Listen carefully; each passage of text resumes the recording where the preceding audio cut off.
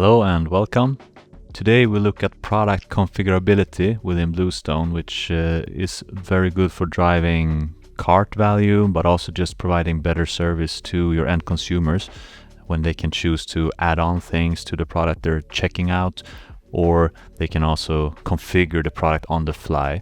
And here is an area where Bluestone is very strong. We can solve very complex configurability, but today we're going to look at a simple way of doing this. So it's more for a very simple case where I have a sofa, furniture product, and well, choosing between the size, different variants of this sofa, but also configurability options like I can add on extra pillows if I want, or even more service related, for example, the delivery. I can maintain these things as well in the PIM, curbside delivery, white glove delivery, and add that on, and maybe different warranty options for the product. So how to best maintain this in the PIM so that it's easy to manage these options, but also makes sense from a data model perspective. So in the PIM, obviously we do have our SKUs, like these different variants of the cozy couch, as we call it, and we also store the pillows here.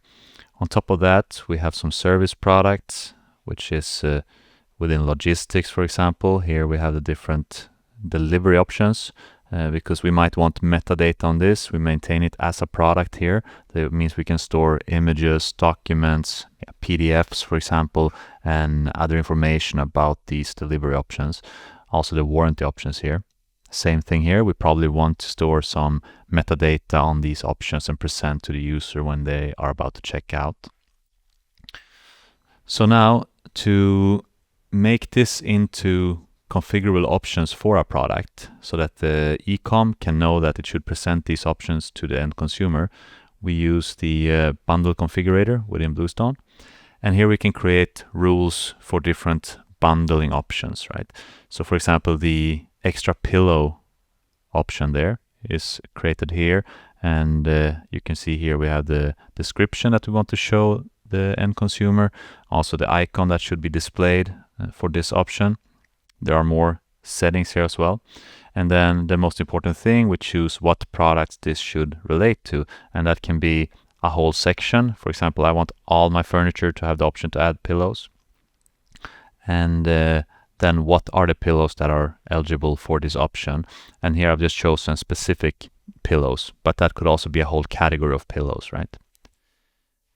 And then same for the delivery, where I have added all my delivery options for all my furniture. And for the warranty, I've done a rule that applies to different kinds of products. I have furniture, windows, front doors, even cars in this store. And then there are warranty options for those that I maintain in this rule. So that's how easy it is to maintain. And then you can set up, of course, automated rules for connecting products together as configurable options.